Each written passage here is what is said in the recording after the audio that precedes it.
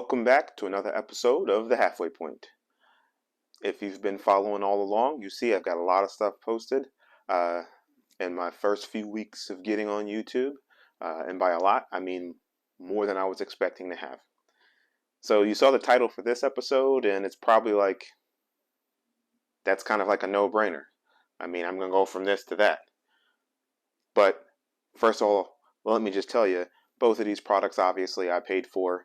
CSL Elites with the load cell I got used. Bought them off of a wonderful person on Facebook.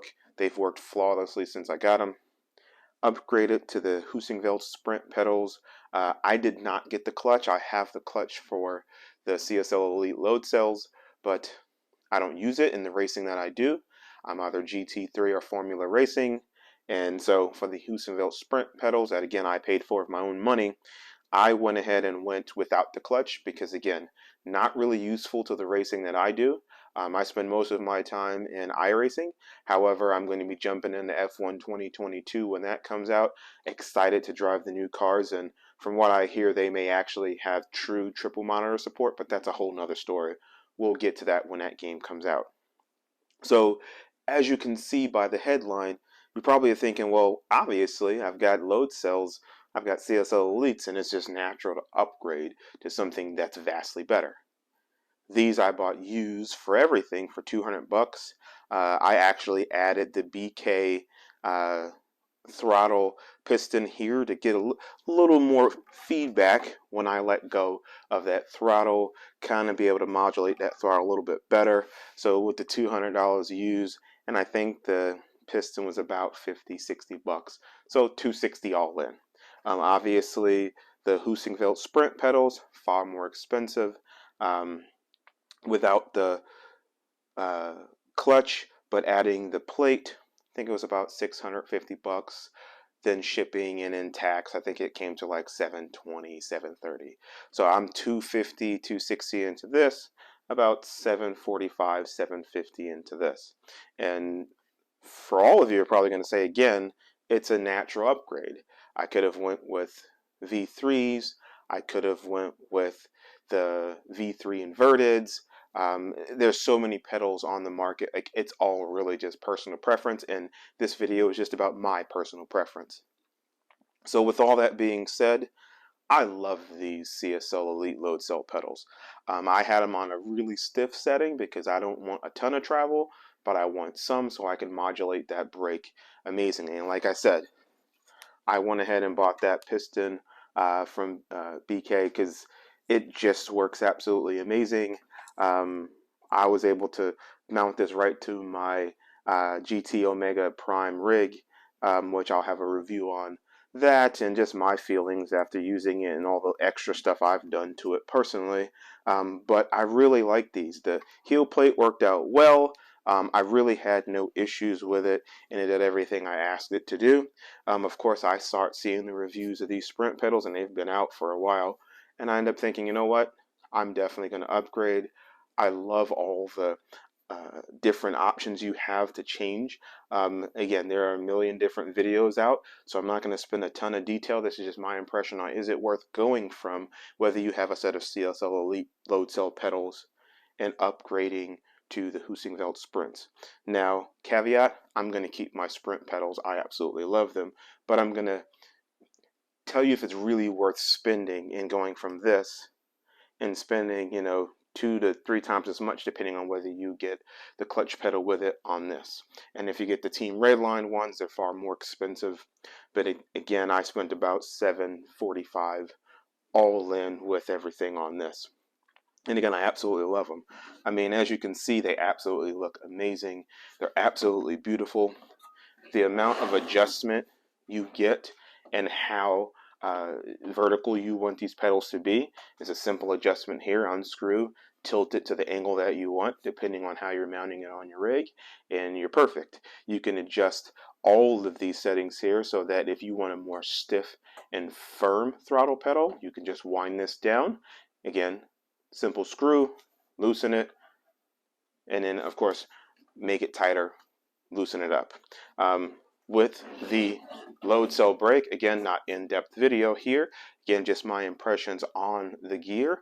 Again, absolutely amazing. Um, I, this is amazing. I mean, it's got that preload in it so that when you first step on it, you get that little preload in the spring here. I have mine set to hard. Now, granted, with this, I had to take off a ton of elastomers and then stack them all. With this, I simply put in the hard, put everything back on, and again, it's simple to take off. Simply loosen here, pull this forward, take it right off. Again, tons of videos on how to do it.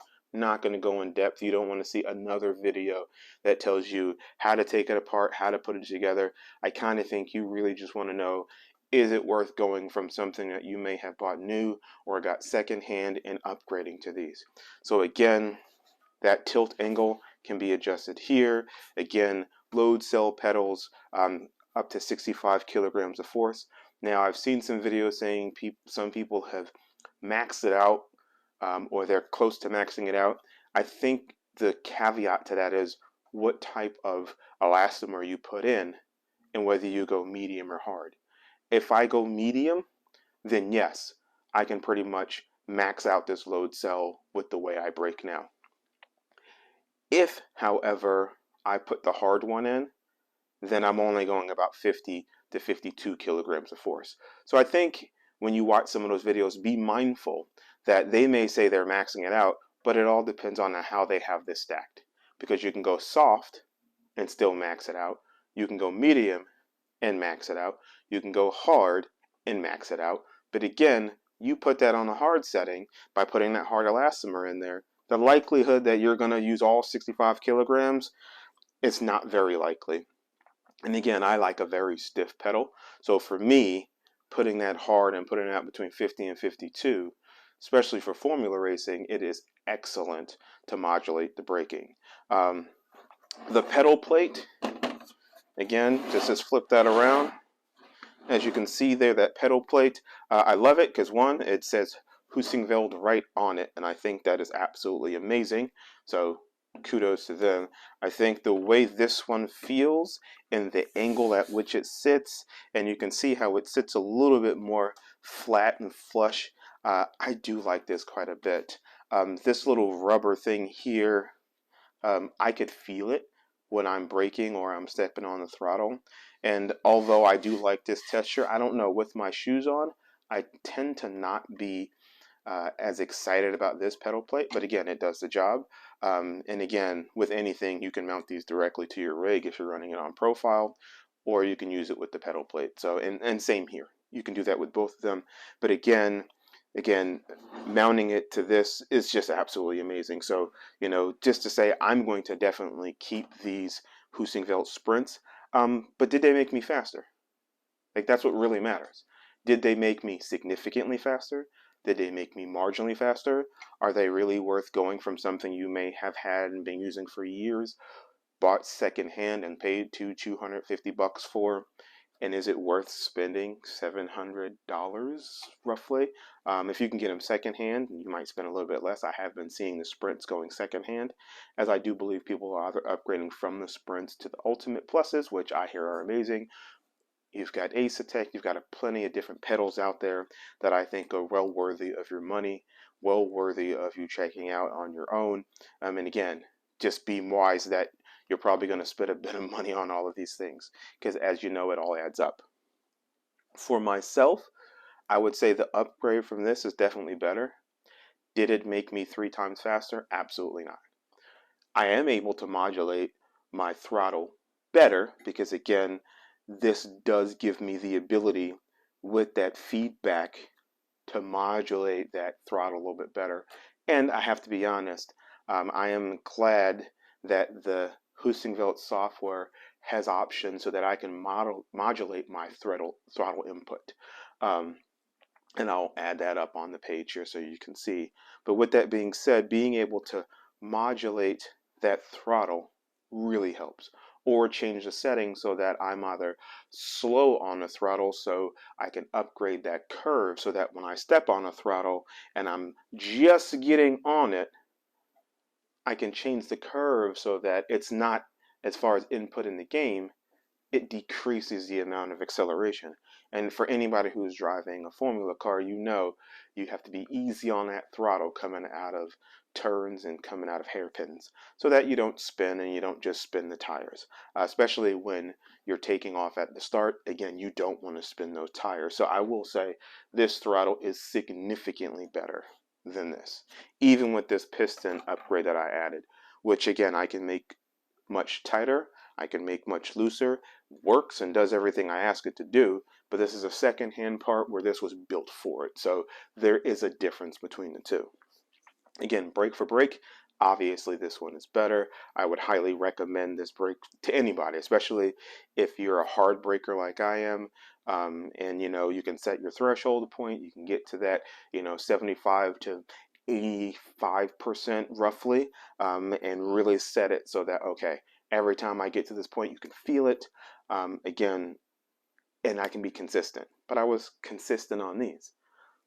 So is it worth really upgrading and spending the money? Depends. I like all the adjustability with these sprints. Great.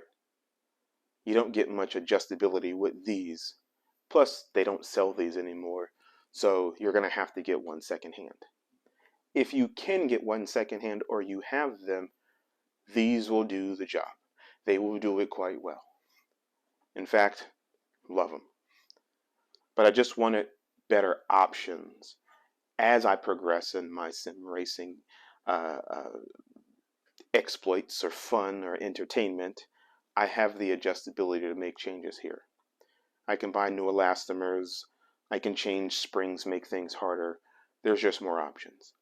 I also run transducers on my pedals so that I get a little more feedback when I brake too hard and I lock up those brakes. So, and I'll talk about that in a later video, which absolutely amazing. But with that being said, should you upgrade from CSL Elites to Heusinkveld? It depends on who you are. I would say more often than not, keep your CSL Elites. Honestly, they're great. They do exactly what you need. And if you're good at braking and you've adjusted and modulated these, if you want firmer settings, or really, to be honest, if you want that adjustability, then the sprints are the way to go. But these are perfectly fine. Everybody's telling you that, oh yeah, they're light years better. I really wouldn't say light years better. They're better. Are they 3 times the money better? No. I'll be honest, I don't think many pedals are 3 times, 4 times. You can buy pedals that are $1,400. I'll be honest personally, without testing them, I don't see the point in spending $1,400 on a set of pedals. That just seems like overkill. I need to be able to modulate my brake and step on the throttle and modulate that, especially in some of the sim racing cars that you're racing. Somebody telling you that you should spend $1,500 or even the Ultimate Pluses, which I'm pretty sure they are absolutely amazing. I can race just as fast, and I haven't really increased my times that much going from this to this. There's a comfort level to the Heusinkveld sprints that I can't get with this. There's adjustability to the Heusinkveld sprints that I can't get with the CSL Elites. There's some things I can do with this in the software that I cannot do with this, and all those things add up to give this more value. Would I say again that value is 2 to 3 times more? Probably not. For those of you who are looking to get that upgrade that's going to make you faster and it's going to be a wise upgrade, cool. If you have extra money laying around, sprints, love them. Adding the transducers made it even more immersive. And again, that immersion factor will depend on what you buy. Especially if you're trying to run these and you want the tilt angle to be at a full 90 degrees, yeah, you're not really going to get that adjustability here. Now, if you have a pedal plate that allows it to tilt, as what I did, I ran them like this on my GT Omega Prime, and I was fine. Didn't feel any difference in sitting them upright to not. These I can lay flat, which is awesome, and they're already at 90 degrees. And again, I can tilt them further if I want to. I can tilt them back if I want to, because again, the adjustability is awesome. But again, I'm going to tell you, if you're really looking for an upgrade and you're saying, I have to spend something, if you are rocking these and you are quick, there's no need to upgrade. Because to be honest, there are really fast drivers who use far less expensive gear than this. I've seen people using non-load cell brakes and be extremely quick. In fact, I raced with a guy who's extremely quick without the load cell. You have to make some adjustments. You have to monitor some things, and for each car, make sure you get things loaded properly. But once you get used to something, obviously you can be quick. The difference is with a load cell, obviously, it's easier to monitor pressure than it is it to monitor distance. So load cell is definitely the way to go. Which load cell, that depends on you. Again, I went from CSL pedals, the ones that are out now without the load cell brake. I got these used because I wanted a load cell and I didn't want to wait on Fanatic to come out with those CSL load cell brakes, which they eventually did. But again, this was months ago, so I got these used. And again, they've served the purpose. And again, like every sim racer, where do I spend my money next? On the next item after saving for it and getting the okay from the wife. These were the next upgrade for me. And with my Moza R9 and GS wheel, adding these Heusinkveld sprint pedals just feels like I'm in heaven. Now, granted, as we know, sim racing is a money pit. I'm sure over the years I will dive deeper and deeper into the rabbit hole. But again, I absolutely love these pedals. So the decision is yours on what you make. Will it make you 3 times faster? If you're fast with these, you'll be likely just as fast with these. Maybe slightly better because you can, again, adjust that curve, make some adjustments to the load cell that you can't do in here. But again, I'll be honest, I don't think it's 3 times worth it. I don't think it's 2 times worth it. I think there's an upgrade that you will definitely feel going from these to these. But with many things, it's subjective. And again, if you're already quick, I wouldn't change a good thing. So the decision is yours. I hope you enjoyed this video. If you enjoyed it, again, please hit that subscribe button. Go ahead, give me a thumbs up. Go ahead and share it with other people. Let them know how you feel and drop some comments down below. If you didn't like it, again, drop some comments down below. I'm going to keep saying that because I like feedback. I like constructive criticism. I like to know what you think as the person watching this because, again, 1, it helps me get better. 2, we all win. I mean, as sim racers, as people who go out there and spend their hard-earned money, get on track in the sim world and try and repeat laps that we've seen Lewis Hamilton and all these other racers do, from IndyCar to NASCAR to F1 to IMSA, whatever you're racing, whatever car you're driving, you want to be as consistent as possible. And there's a lot of money that's being made in this area, and there's a lot of money being spent in this area. So you want to make sure you spend as wisely as possible. So again, offer me feedback, offer me comments. Whatever you got, throw it at me. I can answer it. As you know, there are plenty of other YouTubers out there that have plenty of opinions and plenty of insight and have reviewed far more products than I have ever even thought of owning in my life. But again, I pay for these out of my own money, and I think there's a civic duty that we should do to let everybody know, like, hey, is it really worth spending and going from this to this, or just spending an extra $800,000 on pedals? If you ask me to go from these and to spend another $1,000 on new pedals after using these, I'm not going to upgrade my pedals again. I can't foresee a future where I do after these unless the difference is literally night and day. But for me, the adjustability I get here was worth the update. From here, I have to be honest, I like the software, its simplicity, much better. I did enjoy using the Fanatic software, but I no longer have to use it because I no longer have any Fanatic gear myself. And again, great company, great products, just looking for an upgrade. And again, the software here is very simple. Nothing glamorous about it, no graphics and no user interface that's going to be amazing, have bells and whistles. It's just raw data, put in some numbers, adjust some sliders, sync it to your pedals, go racing. I like that simplicity. So if I had to tell you to pick, I love these and I'm keeping these and I'm selling these used to anybody who wants to buy. With that being said, I'm keeping these because I love them. But the jump from here to here wasn't drastic. You're probably saying, well, Ray, why would you keep them if these work fine? Because I love them. So with that being said, again, comment, subscribe, thumbs up, hit that bell so you get those notifications. And if you got any feedback, let me know. So thanks for watching my video. Thanks for taking and spending some time with me. If you have any questions, hit me up. I will holla at you guys later, coming from the halfway point. Have a good one. Bye.